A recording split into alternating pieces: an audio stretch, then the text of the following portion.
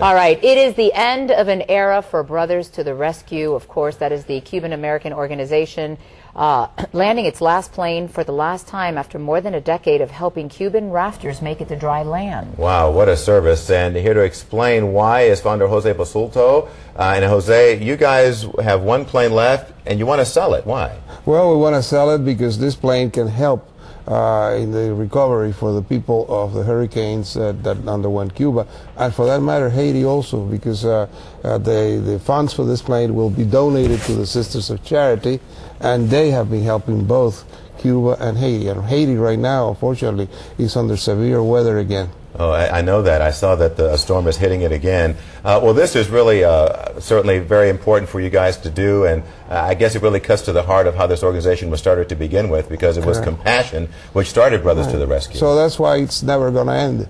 Brothers to the Rescue is a spirit. It's an idea.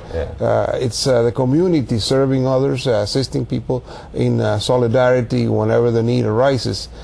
This is just an instrument, our last instrument of our last action, which was helping the rafters at sea. Right now, the Coast Guard is taking care of that, and of course, as they've been returned back to Cuba, we felt that the involvement that we should have had there had ended. So we are at this time trying to assist the people in the island, which we call the largest of the rafts. How many folks would you say the Brothers to the Rescue rescued over time? Well, in the up to 1974, we had rescued 2,400 people. Wow. And during the rescue, we assisted the Coast Guard in rescuing like 30,000 more. Wow. And, you know, from personal experience, you know, my mother, she did try to leave Cuba in 1961, 62.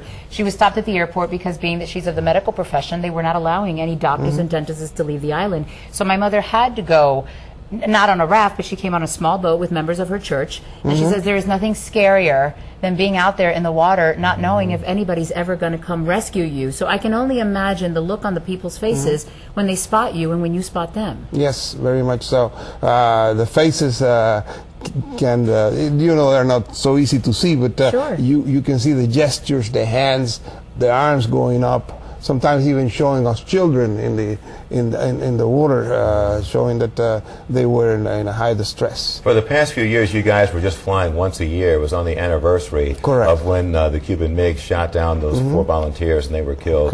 How are you going to commemorate that anniversary? Continue to? We'll find out a way of remembering them, but I'm sure that Armando, Carlos, Mario, and Pablo would have been very happy of what we're doing at this time, of selling this airplane to assist the people in the island of Cuba.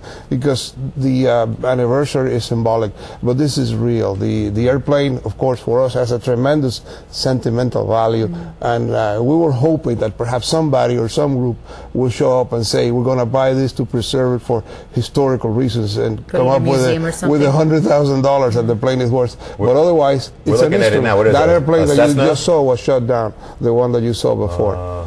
And it's a Cessna 337. It's this you see here is the manual of the airplane. 1978 Turbo Skymaster. Correct. Right. Correct. And this is the aircraft that we will be selling, and it's been valued at $100,000. And this will go to the nuns of the Sisters of Charity, who are doing an excellent job. They're being able to forward directly to the people in the island containers of humanitarian aid, and also to Haiti. So it's their choice. They're whatever they you know, wherever they want to allocate it. Correct. Your visit going to be more timely because the cover of the Miami Herald, I don't know if you saw it, those 2 little boys in Cuba.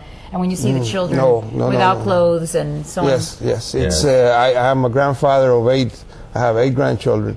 And to me, the suffering of a child is something that is beyond anything else. And we think that this is a timely thing, and I hope that we can sell this aircraft quick enough so that these funds are available to the nuns so that they can do their job. I think they can do, in this case, a much better job by assisting than we can. Well, I appreciate you coming on and talking about what you guys plan to do, and thank you for being around for so many years and saving so many lives and giving so many people new hope. Thank you very much for having me here, and thank you for forwarding this message. We need to sell that plane. Okay, you know what? Maybe Judge David, he's got a hit TV show now. You know what? I'm thinking, though, that Judge David will think about, well, what's my commission? mission or something, you know? I mean, Well, no, I think, you know, he's a busy man. He's got to go back and forth between here and wherever he tapes the show, you know. Oh, so you mean like a private aircraft for him? Yeah, absolutely. Wow. Yeah, I think he's got to fly back and forth. You know, Well, we what can a ask him